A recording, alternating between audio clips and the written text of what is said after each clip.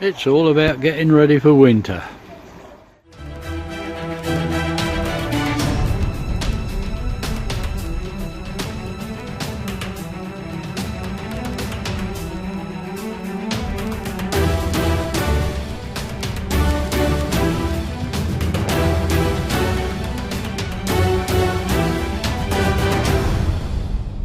Hi guys, well, it's not long now before winter's going to be upon us, and we've got to start thinking of getting ready for winter. So that's what I'm going to do in this video.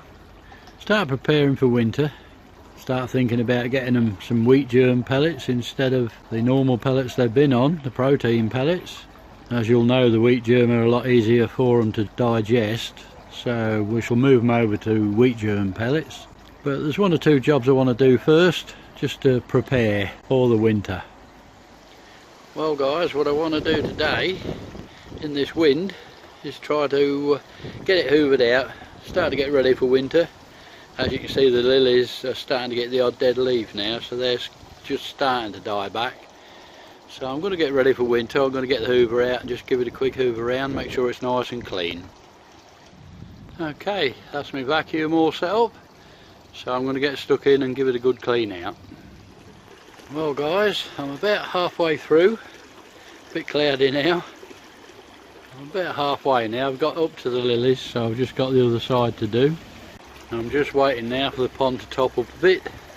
Let that catch me up, and then I shall carry on. Well guys, it's getting so I can't see a lot in there now, so I've got over most of it. I shall have to wait for it to clear and see where I've missed, but I think that should do. I've done pretty much most of it anyway. I've got all round the sides and the bottom done, so that should do it really. So I'm going to let it clear now, and then if I've got a little bit more to do tomorrow, it's no big deal. Okay, that's it all clean out now. So I've got to start thinking about my pond covers, get the back strut in to hold them up, get that in, get my pond covers ready to be put on. Temperature on the pond now is down to 14 degrees. It's slowly dropping. I think I'm going to try a winter this winter without the pond heater on. I'm going to see how it goes without. It is quite expensive to run that pond heater, so I'm going to try to do away with that this year, see how it goes. As you can see there guys, the pond temperature is coming down now. It's down to roughly 13.5 degrees, but it is warm out there today. We've got 16 degrees, which is a nice warm day today, but overall the temperatures have been down and the pond temperature is dropping off gradually. This is why we're starting to think of winter. I'm starting to think of my pond covers and that sort of thing, and giving the pond a good clean out before winter gets here and I cover the pond over. Right, there's just something I want to show you here. It's with the pump. If you're running one of these inline pumps, one of these dry pumps like I have here, it's just a little tip. Just let me move this hose out the way. So if you're running one of these inline pumps like I do, it's 8,000 litres an hour. I've actually modified it.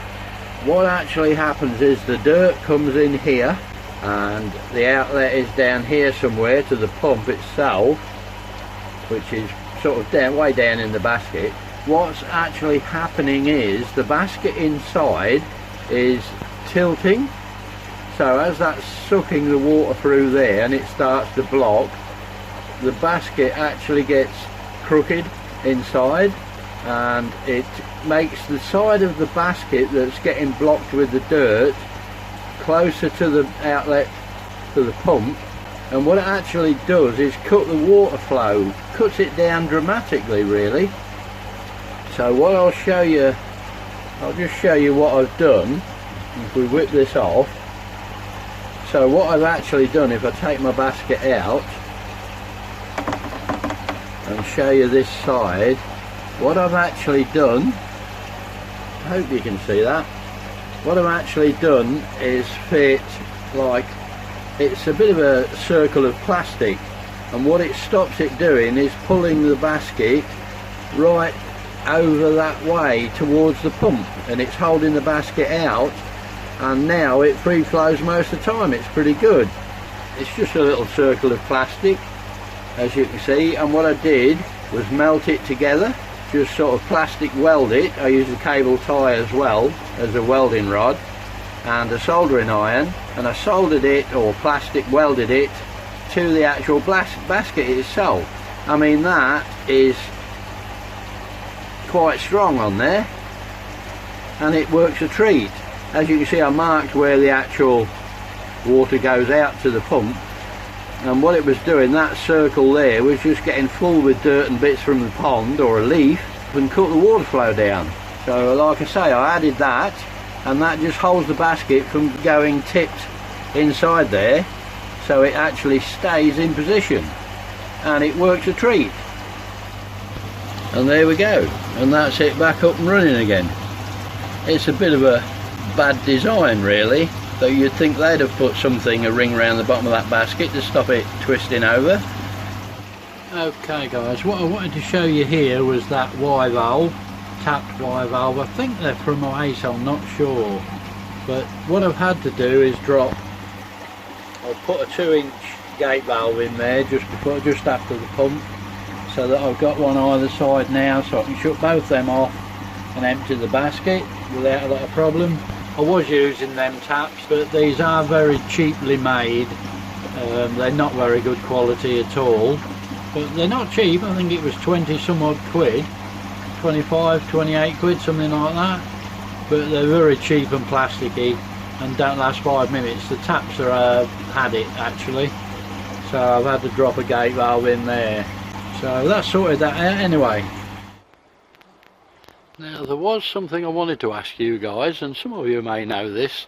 As you know, or as a lot of you all know, I had some birds nest in my bird box this year, which was lovely, really nice. And to be quite honest, we still see them on the fence. Whether they're going in and out of the box or not, I don't know. I think it's too late for them to be laying eggs or anything like that. I think they're just keeping an eye on it. But as you can see, it does want a bit of repair. I've got to put a new roof on it and tidy it up. Now in this end I do have 2 holes that's separated down the centre, so there's a bird box either side. Now that is absolutely full of nesting, both sides.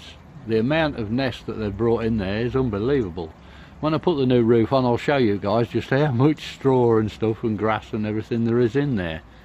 But what I want to know is, do you take that out and clean it out so that they start again next year, or do you leave it for them for next year? Because I have no idea. Like I say, it's full of nesting, so do I remove it or do I leave it for next year? I might also, because these are so long, I mean these nesting boxes either side are the full length of that, I might put a petition in there, because like I've had 2 nesting side by side this year, I might just drop 2 more holes in this side, and like I say, petition it off in the middle, which will give me 4 nesting boxes. The nesting boxes want to be in a certain position, but I'm not sure. You guys may know that. Like what I mean is facing south or north or east or whatever, they have to be facing in the right direction. So any sort of information you guys can give me on that, I'll very much appreciate. I also have a bird bath there, which we have a robin come, I don't know whether it's the same robin or we have a couple of robins, but there's nearly every day, every morning, a robin having a good old bath in there. They are a good thing if you've got a pond, to be quite honest, because it saves them bathing in my outlet to my skimmer, which is where they usually bath. But now I've got that up and going, they seem to bath in there and not in the pond, which I prefer. Now in this filter house, well, it started out as a filter house. The wife seems to think it's somewhere we can just shove everything that doesn't want to go in the house. But what I want to do is build, like I've said before, I want to build like a Bakki River. So what I want to do is this top shelf here, I'm going to drop it, and then I shall get my river going along that top and then just pipe it back to the moving bed. So I want the river shelf will come across here somewhere, and with the river on top running down that shelf. I shall obviously reinforce them back struts. I shall reinforce them, make the shelving a bit stronger, I should probably use the alpha grog. I'll try that for a start. I think the other stuff is a bit expensive, but I will have a look at it. And that's where I'm hoping to put it, across the top there. But I will show you guys the build as I do it. I'll show you how I do it, what I make it of. I have been looking into plastics and heat guns and all this sort of thing, but to be quite honest, it does work out a lot of money. If you want to do it properly, that's fine, but we'll see how that goes. Now there is one thing I do believe I don't think I've shown you guys. It's how I keep them bushes trimmed off at the back there. Getting to them isn't easy, as you can see on the other side of the pond, or getting over there to do anything is, trying to walk around there is horrendous. And the reason I've done that is to keep herrings off there, basically off the back. You all know I have a net round this side, round the front side, but building it up like that does tend to keep herrings off the back of the pond. But trimming that bush up, as you can see, it's starting to overgrow over the top of the little conifer underneath there again, and I just want to take them bottom branches off. It does grow like mad, that thing, so I shall just give it a quick trimming off and I'll show you how I do it. And what I use is this thing here. I bought it off somebody that wanted rid of it. I gave them £20 for it, but that's what I use. You can put them up if you're doing some decorating and that sort of thing, can't you? What I've done is actually fit a piece of wood to this end, obviously smoothed it all off, rounded all the corners off, because that's what sits on the liner, and it just stretches across the pond and I'll walk across. I'll put it across and then you can see what it's like. And there you go, it just stretches out across the pond down to the bottom there. Put a board on it so obviously I can walk across it. So now I can get out the other side and trim them bushes off, which is quite handy really, works quite well. And there you go, that's got that cut back. That's what I've taken off it. It also gives me a chance to get out there and take some of the dead lily leaves off, or the dying lily leaves off the other side. It helps me to get out into the pond to get them.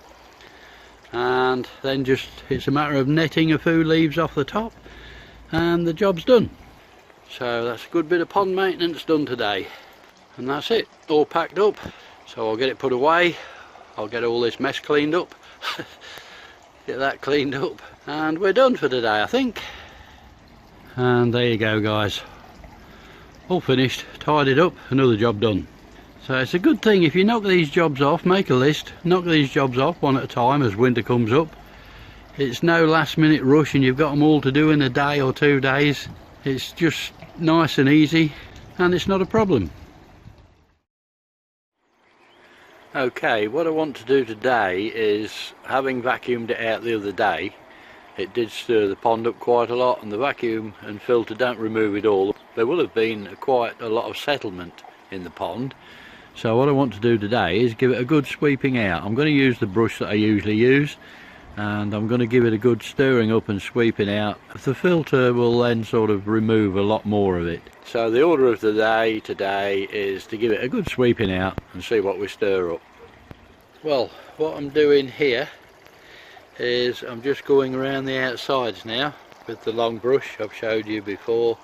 I'm cleaning all the dirt out I possibly can. I'm sweeping the sides down and then I shall sweep over the bottom. As you can see, it's going really cloudy, but I'm not worried about that. The filter will deal with that. You can get through quite a lot of water using a hoover. I did vacuum it out the other day. What I have to bear in mind is once the covers go on, this isn't going to get clean until next spring. So the cleaner it is, obviously, the better. Okay, well it's that thick in there now, I really can't see what I'm doing. I'm just sort of guessing. So I'm going to give it a rest now, let it clear a bit, let the filter do its job, and then just see if there's any bits of mist, knock them off and then let it all clear. I'll just show you the quantity of dirt that the filter is dealing with. Oh, just triggered nicely. So this is the dirt coming out the filter. That's what it's taken out the pond. And as you can see, we're really battling the job. That's the dirt that was in the pond that we're getting rid of. I came in there just right really, that just triggered as I walked in the door. But you can actually see the amount of dirt that this is taking out the pond at the moment. Yeah, I'm starting to see my fish again. It's been about an hour now. The fish do like it like that though, they prefer it murky and muddy. They love it. I think they feel more secure. That's why they grow so well in mud ponds, where they grow them on in these mud ponds. It'll soon be time for the wife's two gnomes to go into the shed. We put them away for winter, don't want them getting cold. The wife bought them, would you believe? Isn't she wonderful? There you go. As you can see, we're absolutely surrounded by trees. All the leaves are going to come off them and end up in my garden, you can guarantee it. That's why I've ordered a garden vacuum cleaner and blower this year, so that I can get rid of them. Pick them up a lot easier than I did last year. Raking's hard work, especially when a lot of them land in under there, under the harbour, so they are a bit of a pain to get out of there. So the vacuum will just sort that job out nicely. Here we go guys, there's a bit of glare on the pond. This is about 2.5 hours after the big clean out. The filter has now dropped back to about every 15-20 minutes, I would think it's triggering now. So it's slowly dropping back, it'll soon be about an hour in between triggers. But as you can see, it's clearing up nicely now. Well guys, it's wet and miserable here today, raining, cloudy. But I just thought I'd show you the pond the next day. It's crystal clear. Clear as a bell again, back to normal.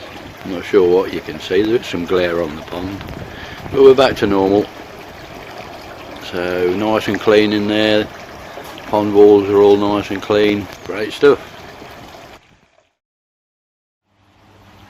Right, so in the filter house, as you'll see, we've had quite a tidy up and a change round, and that's where the river's going to go, and this will be my version of a river. So what I'm going to do, I'm using the plastic boxes, the same plastic boxes that I used, they're sort of extra strong, that I used on the trickle filter. I'm going to use similar boxes on this, and my idea is the water will actually come into this box here, the first box, go through this box into the second box, and then into the third box, and then back to the moving bed. And the idea of it is, these are about 18 inches, you've got about 18 inches long, so I've got 3 18 inches, so I've got about 4'6" of filter bed, which should be plenty for my pond. So what I'm going to do is connect all these together, and that will make my Bakki River with a bit of luck. I've not decided on media yet, I'm not quite sure what media I'm going to use, but I just want to get the river built and get it up and running, and then I'll sort the media out. So I've got my boxes, they were £10 each, I got them from my local DIY, they're what they call tough boxes. They've all got lids, so I can lid them as well, the same as they have on the trickle filter. So the major job is I want to get it piped first, and then I'll sort the media out then.